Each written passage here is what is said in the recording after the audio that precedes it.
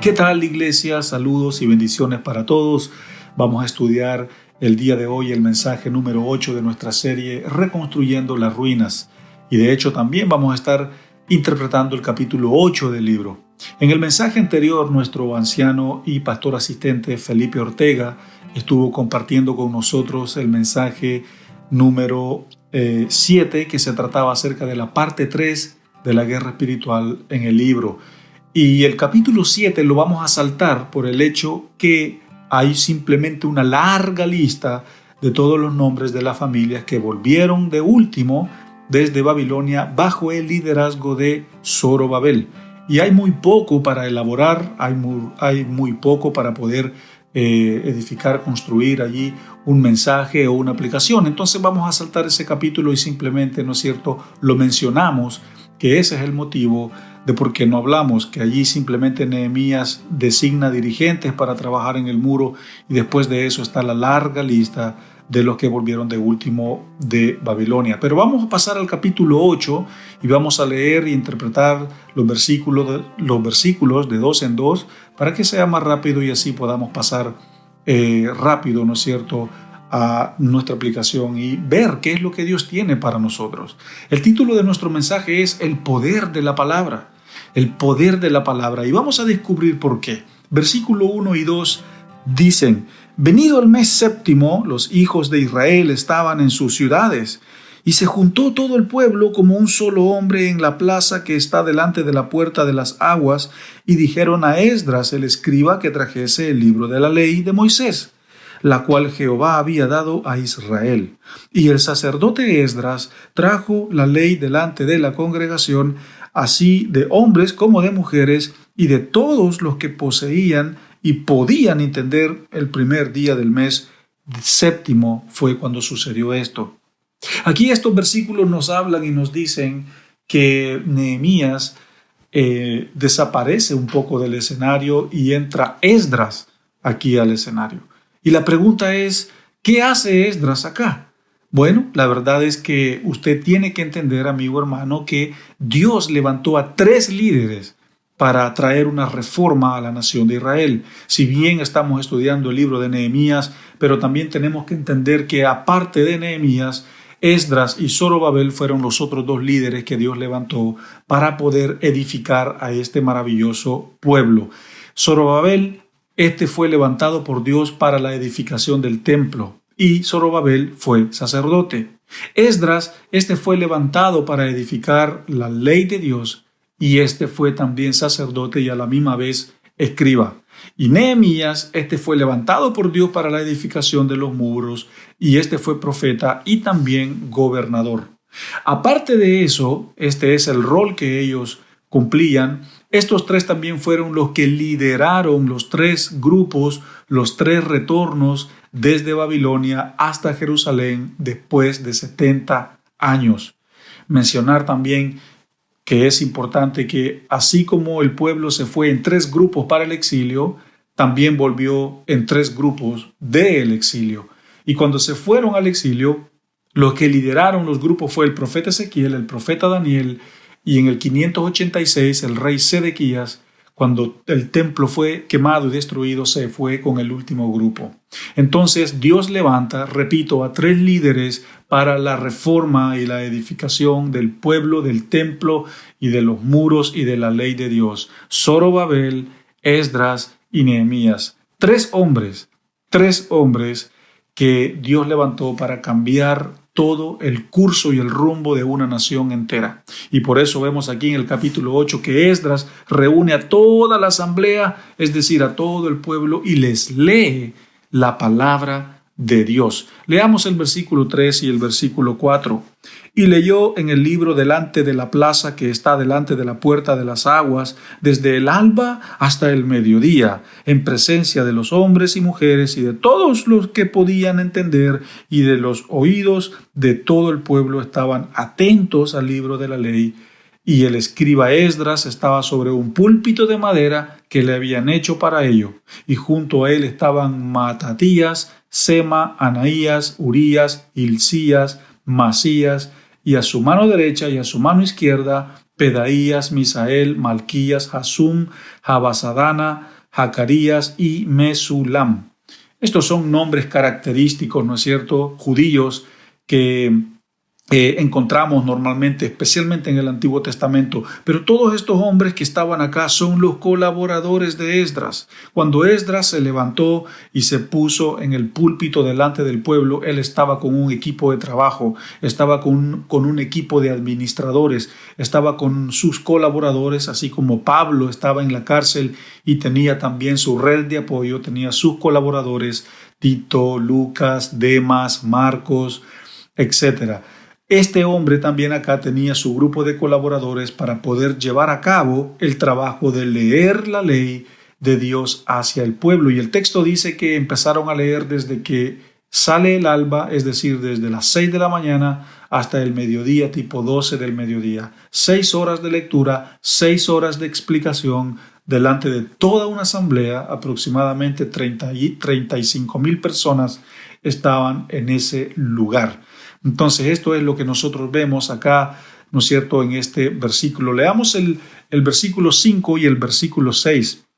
Abrió pues Esdras el libro a ojos de todo el pueblo, porque estaba más alto que todo el pueblo en el púlpito. Y cuando lo abrió, todo el pueblo estuvo atento, y bendijo entonces Esdras a Jehová, Dios grande, y todo el pueblo respondió: amén, amén. Alzaron sus manos y se humillaron y adoraron a Jehová, inclinados a tierra.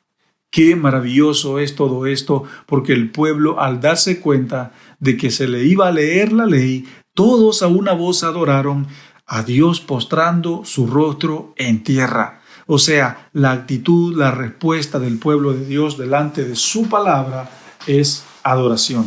Es levantar sus manos y decir gloria a Dios, que nos van a leer. Leamos el versículo 7 y 8. Y los levitas, Jesúa, Bani, Querabías, Jamín, Acud, Sebatai, Jadías, Masías, Kelita, Azarías, Josabed, Hanán, Pelaía, hacían entender al pueblo la ley, y el pueblo estaba atento en su lugar.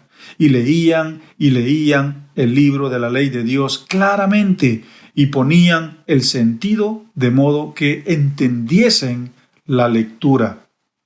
¡Qué maravilloso! Vemos algo hermoso acá, porque todos los hombres aquí mencionados eran los levitas colaboradores de Esdras. Ellos andaban y rodeaban a la gente que escuchaba y escuchaba. Ellos caminaban por sus alrededores y les ayudaban a entender la lectura del libro de la ley. Era todo un trabajo, ¿no es cierto?, la lectura, 6 horas de lectura, y también era todo un trabajo de explicación.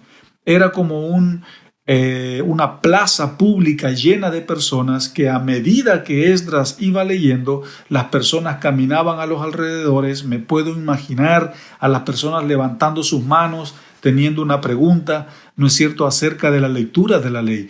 Y ellos andaban por allí caminando, tratando de explicarles para que el pueblo pudiese entender la palabra de Dios. Y vemos aquí el cuidado de Dios para su pueblo, cómo Dios quiere que sus hijos lean y entiendan su verdad, su palabra. Bueno, en este tiempo la ley de Dios, la ley, la Torá, esa era la Biblia del Antiguo Testamento, y Dios quería que el pueblo la entendiera.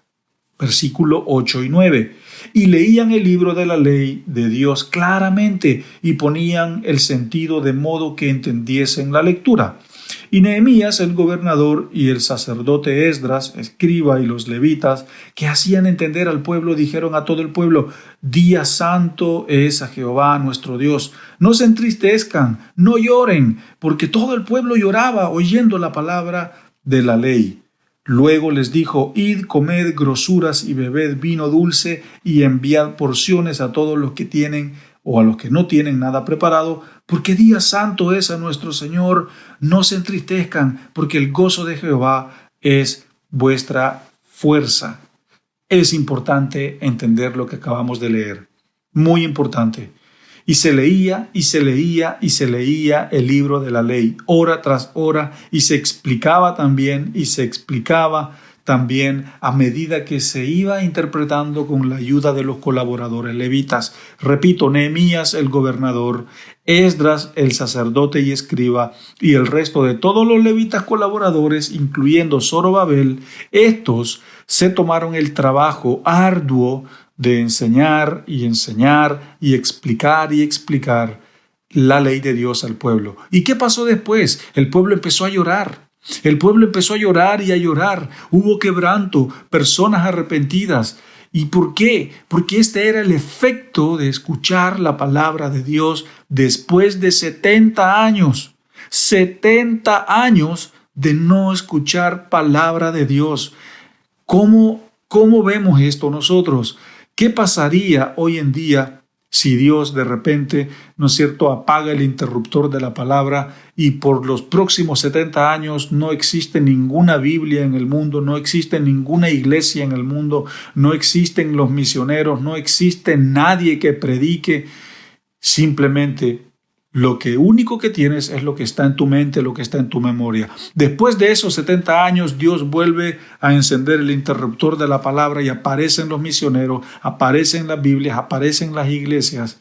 Yo estoy seguro que si tú escucharas la palabra de Dios o si leyeras la palabra de Dios después de 70 años, yo estoy seguro que tu corazón estuviera muy quebrantado, porque el pueblo estuvo 70 años en el exilio, donde no había Biblia, donde no había palabra de Dios, no había ley, no había Torá, no había nada, solo había paganismo. Y acá están ellos sentaditos, escuchando, juiciosos, la palabra de Dios, y se pusieron a llorar y a llorar de quebranto y arrepentidos, porque hacía tiempo que no escuchaban la palabra de Dios. Entonces vemos que esta labor la llevaron adelante estos tres maravillosos líderes, Zorobabel, Esdras y Nehemías. El versículo 11 dice: y los levitas pues hacían callar a todo el pueblo diciendo: callad, porque es día santo, y no se entristezcan.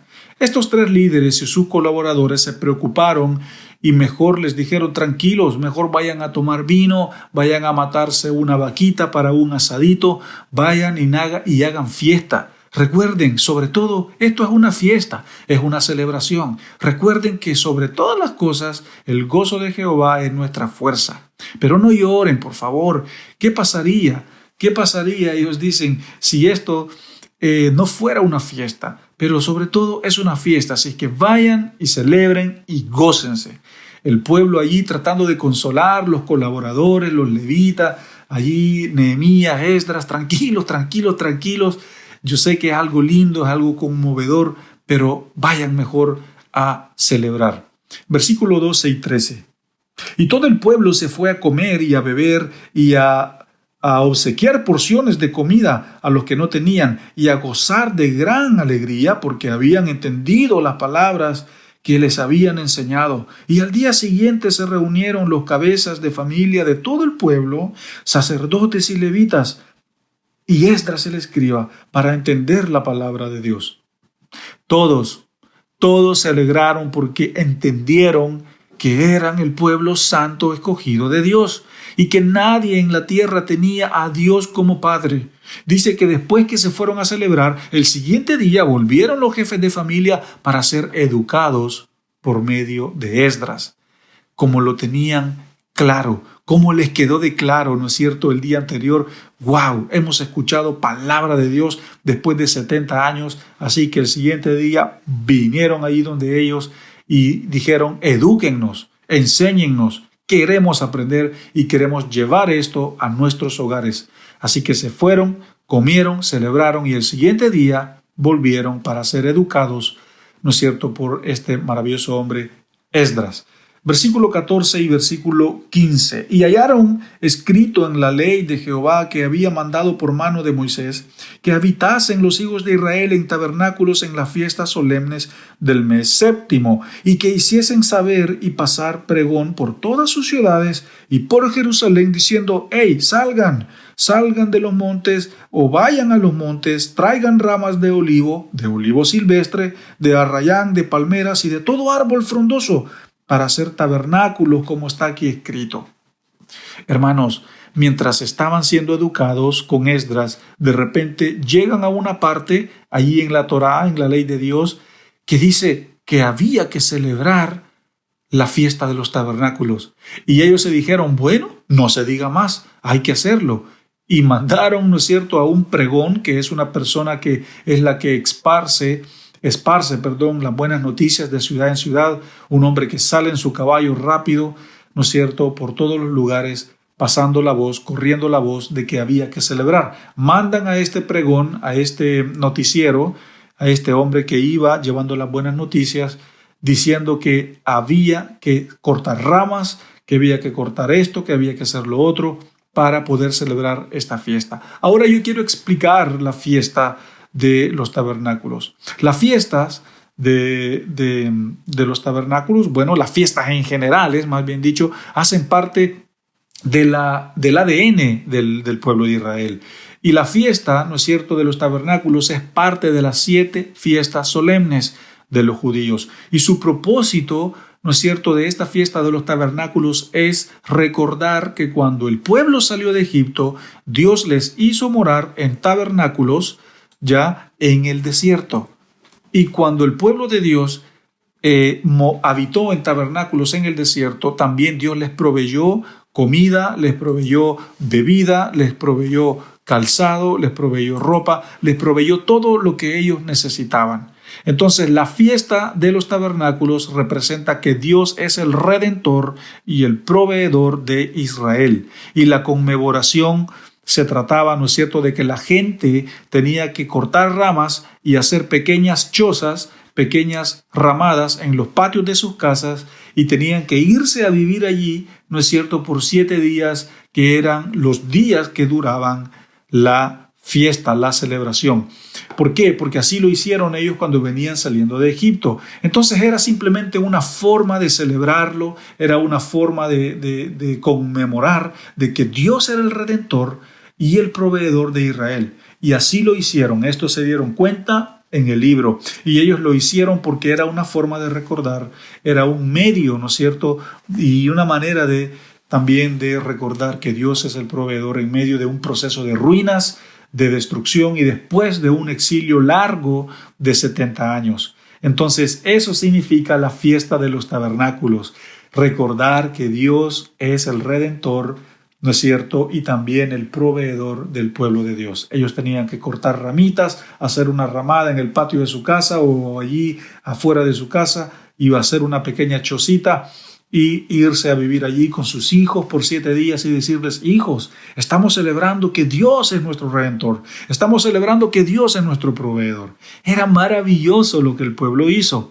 Y quiero también mencionar cuáles son las 7 fiestas solemnes o las 7 fiestas más importantes de los israelitas: la Pascua, los panes sin levadura, las primicias, el Pentecostés, las trompetas, el perdón, que es el Yom Kippur, y los tabernáculos. Estas son las 7 fiestas más importantes, las 7 fiestas solemnes que el pueblo de Israel celebraba. Versículo 16 y 17. Maravilloso lo que nosotros tenemos acá. Salió pues el pueblo y trajeron ramas e hicieron tabernáculos, cada uno sobre su terrado, en sus patios, en los patios de las casas, ¿no es cierto?, en la plaza de la puerta de las aguas y en la plaza de la puerta de Efraín. Y toda la congregación volvió, ¿no es cierto?, que volvió de la cautividad, hizo tabernáculos y en los tabernáculos habitó, porque desde los días de Josué, hijo de Nun, hasta aquel día no habían hecho o no habían recordado los hijos de Israel esta fiesta. Y hubo alegría muy grande. Maravilloso. Y cada persona en el patio de su propia casa hizo una pequeña choza de ramas, de palmas. Y así cada familia con sus hijitos, como ya lo dijimos, se metieron a vivir allí por 7 días para recordar y decir: ¡wow! Esto es en memoria del Dios, de nuestro Redentor y nuestro proveedor. Y estamos en un tiempo complicado, en un tiempo delicado, pero Dios será fiel. Versículo 18, nuestro último versículo. Y leyó Esdras en el libro de la ley de Dios cada día desde el primer día hasta el último, e hicieron la fiesta solemne por 7 días, y el 8º día fue solemne asamblea según el rito. Hermanos, Esdras leyó ese libro por 7 días, desde el amanecer hasta el atardecer. Y el resto del día, en la noche, era pura fiesta, era pura celebración durante 7 días. Esdras leyó el libro por estos 7 días y el resto fue celebración para que todo el pueblo entendiera sus raíces, sus orígenes, y eran las nuevas generaciones después de 70 años las que estaban entendiendo y conociendo este principio. Quizás los que se acordaban de esto, ¿no es cierto?, ya eran bien viejitos, es decir, los que se fueron para el exilio siendo unos niños y lograron sobrevivir todos esos 70 años y estaban acá de regreso, ya eran viejitos de 80, 85 años, no lo sé, y de seguro ellos estaban muy contentos y muy alegres por esta celebración, ¿no es cierto?, que no se hacía desde hace 70 años, pero la hicieron durante 7 días. Maravilloso. Hemos leído nuestros 18 versículos de aplicación, pero no tenemos ningún versículo de aplicación como es usual que lo hacemos, sino que acá el común denominador de este mensaje es la palabra de Dios, porque fue Esdras en este capítulo, de repente se mete, ¿no es cierto?, Esdras aquí en este capítulo 8 y le lee la ley de Dios, le lee la Torá a todo el pueblo. Y vemos que el hecho de que el pueblo empieza a escuchar y a entender la ley de Dios, empiezan a llorar, se les abrieron los ojos, se pusieron, ¿no es cierto?, sensibles. Eso les trajo quebranto a todos, hizo que glorificaran a Dios, les trajo convicción, les llevó también a la acción y trajo toda una reforma espiritual en ese pueblo. Lo que hace la palabra de Dios, lo que hace, ¿no es cierto?, la verdad, la palabra de Dios. Entonces, por allí va nuestra aplicación, hermanos. La importancia. Este libro, este capítulo nos habla de la importancia de la palabra de Dios. Si bien en ese tiempo era solo la Torá, era solo la ley, pero hoy en día nosotros tenemos la Biblia. Hoy en día nosotros tenemos la palabra de Dios. Entonces la pregunta es, ¿qué hace en nosotros la palabra de Dios hoy en día? ¿Qué hace? ¿Qué produce en mí cada vez que yo leo la Biblia? ¿Por qué debemos leer la palabra de Dios cada día? Ya vimos que la palabra de Dios, ¿no es cierto?, provocó toda una reforma, todo un avivamiento, todo un cambio de mente, una revelación, todo ese velo se corrió delante de los ojos de todo un pueblo y vemos que la palabra de Dios trajo liberación, ¿no es cierto?, a todo un pueblo. Ahora, para cerrar este mensaje, yo quiero mencionar 5 puntos de por qué nosotros tenemos que leer la Biblia, por qué nosotros tenemos que estudiar la Biblia. Primero, para que Dios sea conocido. ¿Usted quiere conocer a Dios? ¿Quiere conocer la verdad?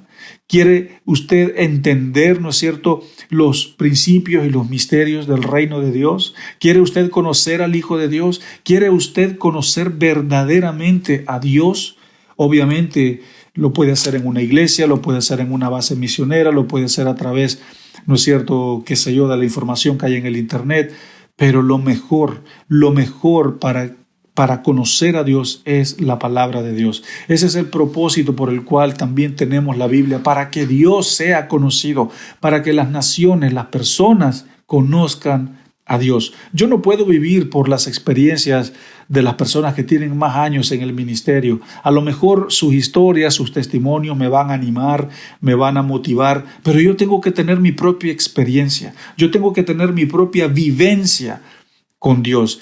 Yo tengo que entender, ¿no es cierto?, la Biblia de una manera personal. Yo tengo que tener mi revelación personal acerca de la Biblia, acerca de la palabra de Dios. Y esto es la voluntad de Dios, que cada ser humano, el deseo de Dios es que cada persona venga al conocimiento de Él por medio de su palabra. No solo al conocimiento de su palabra, sino que vengan, ¿no es cierto?, al conocimiento de Dios por medio de Cristo y también, ¿no es cierto?, por medio de su palabra. Y esto nosotros lo vemos en Habacuc 2:15, dice, porque la tierra será llena del conocimiento de la gloria de Jehová, como las aguas cubren al mar. Hermanos, el primer propósito por el cual nosotros tenemos una Biblia en nuestras manos es para que Dios sea conocido. Todos te pueden predicar, te pueden enseñar, te pueden decir, Pero si tú lees la Biblia, la historia de Israel, el plan de salvación desde el Génesis hasta el Apocalipsis, tú vas a tener una revelación de Dios. Eso yo te lo puedo garantizar. Entonces, el primer propósito y motivo de por qué nosotros leemos la Biblia es para conocer a Dios, para que Dios sea conocido y revelado a nuestras vidas. El segundo punto por el cual nosotros leemos la palabra de Dios es para ver la gloria de Dios, es para ver su gloria. Iglesia, ¿tú quieres ver la gloria de Dios? ¿Quieres saber lo grande, lo bueno que Él es? ¿Quieres, no es cierto, ver la gloria de Dios? No solo hablo de las visiones que tuvieron los profetas o Moisés allí, ¿no es cierto?, que vio, ¿no es cierto?, su rostro se puso brillante porque vio la gloria de Dios, o la visión de Juan, ¿no es cierto?, en la isla de Patmos con el Apocalipsis. No hablo de esas visiones, o la visión que tuvo Pedro, o la visión, ¿no es cierto?, o la voz que escuchó Pablo en su conversión en Hechos 9. No, hablo de ver la gloria de Dios en un sentido distinto, en un sentido personal. Especialmente si yo quiero ver la gloria de Dios, tengo que leer 4 libros que son específicos para yo poder ver la gloria de Dios, y esos 4 libros son los 4 evangelios. ¿Por qué? Porque nosotros tenemos un versículo en Isaías 49:3 y dice: y me dijo, tú eres mi siervo Israel, en quien yo mostraré mi gloria. Y este versículo lo conectamos con Juan 1:4 y dice: y el Verbo se hizo carne y habitó entre nosotros, y vimos su gloria, gloria como el del unigénito del Padre, lleno de gracia y de verdad. Hermanos, ¿ustedes quieren ver la gloria de Dios? Entonces lean los evangelios, entonces estudien la vida de Jesús, y entonces van a ver la gloria de Dios, porque al conocer a Jesús conocerán al Padre. Al conocer y al ver la gloria de Cristo, entonces verán la gloria de Dios.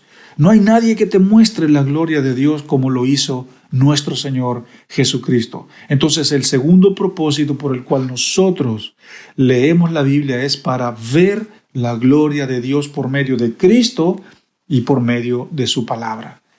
¿Quieres ver la gloria de Dios? Estudia el carácter de Cristo y lo vas a ver.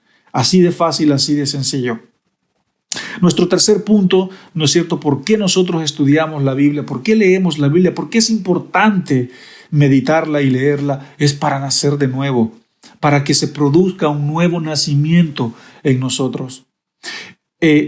Existen 2 nacimientos, y esto lo he enseñado a través de los años: el nacimiento natural, el nacimiento de papá y de mamá, padres terrenales, y el segundo nacimiento, que es el nacimiento bajo nuestro Padre Celestial, que es el nacimiento por el bautismo, ¿no es cierto?, y a través del nacer de nuevo cuando estamos en Cristo.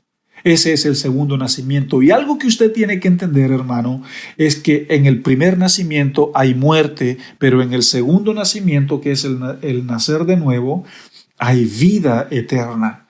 Entonces tenemos acá Romanos 6:4 que nos dice: porque somos sepultados juntamente con Él para muerte por el bautismo, a fin de que como Cristo resucitó de los muertos por la gloria del Padre, así también nosotros andemos en vida nueva.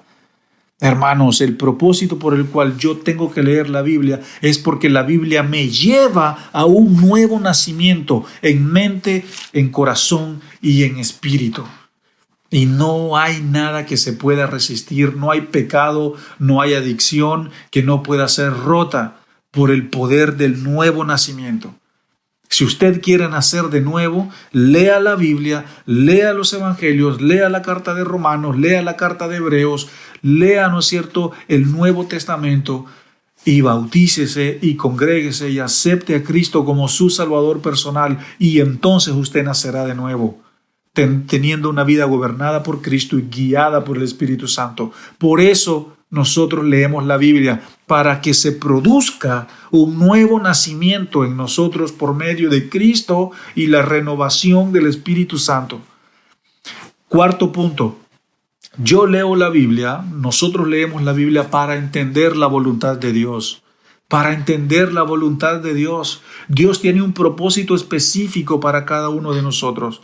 También hay un propósito general, y ese propósito general es que vengamos a su conocimiento, que vengamos a sus pies y que alcancemos la salvación. Esa es la voluntad general. Pero también hay una voluntad específica. Yo fui llamado a predicar. El Señor me entregó una iglesia en mis manos junto con mi familia, con mi esposa.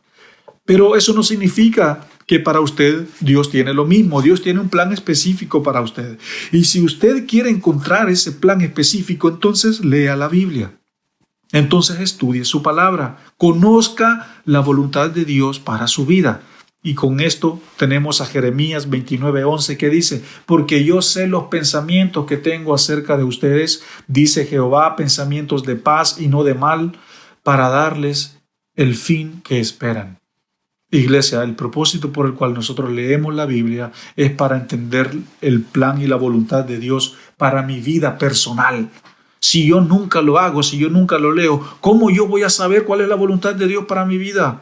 Fue leyendo las Escrituras que yo descubrí mi llamado pastoral. Fue leyendo, meditando 6 meses todos los días en el capítulo 6, en un capítulo 6 de Romanos, fue como yo descubrí mi llamado. En el año 2016, durante 6 meses, el mismo capítulo, cada mañana, y allí fue como yo descubrí mi llamado. Si yo no hubiese leído, si yo no hubiese buscado, yo no hubiese encontrado ese plan, esa voluntad de Dios para mi vida. Nuestro quinto punto de por qué nosotros leemos la Biblia es porque la Biblia es el maná espiritual. La Biblia es el maná espiritual, el pan que descendió del cielo. Bueno, sabemos que Cristo es el pan del cielo. Él es el pan que Dios mandó para el mundo. Sí, es cierto, es así.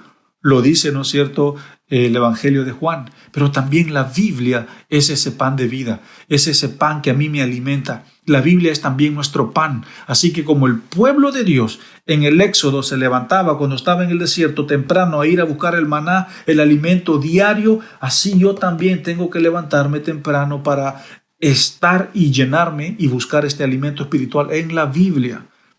En la Biblia. El maná es el pan que comieron, ¿no es cierto?, los israelitas, pero Cristo es el pan espiritual que come ahora la iglesia. Y la única forma que yo pueda llegar a ese entendimiento es leyendo su Biblia, que también es su pan de vida. Juan 6, 49, 50 dice: vuestros padres comieron el maná en el desierto y murieron. Este es el pan que desciende del cielo para que el que de él come no muera. Iglesia, si tú comes Biblia, no morirás espiritualmente. Tenemos a Mateo 4:4 también que dice: pero él respondiendo dijo: escrito está, no solo de pan vivirá el hombre, sino de toda palabra que sale de la boca de Dios. Y nuestro último punto de por qué yo debo de leer la Biblia es porque el maná se come en el desierto. Mira, piensa bien, ¿dónde estaba el pueblo cuando comía el maná? En el desierto. ¿Dónde estamos nosotros hoy en día? En un desierto. La sociedad enferma en la que vivimos, el mundo podrido en el que vivimos, la sociedad caída, el mundo caído, toda en la corrupción política, toda en la corrupción social. Hermanos, vivimos en un desierto. Y como vivimos en un desierto, tenemos que comer maná. Tenemos que comer Biblia. Entonces tenemos que alimentarnos de esta Biblia, de este pan de vida, que por medio de este pan de vida llegamos al otro pan de vida que es Cristo.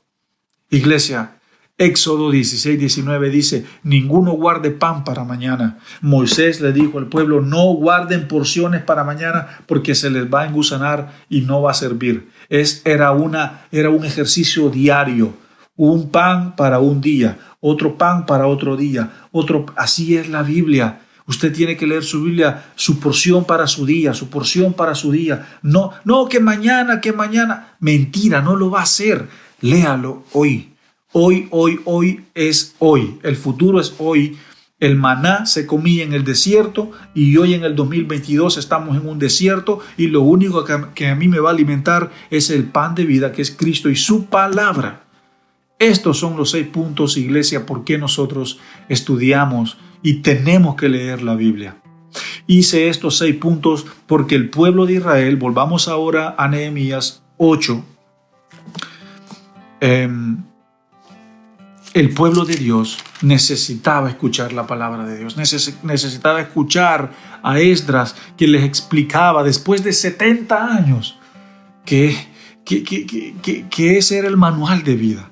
Y este libro, la Torá, la ley de Dios, trajo una reforma, trajo un avivamiento, trajo un cambio y trajo toda una regeneración social, política y religiosa en Israel.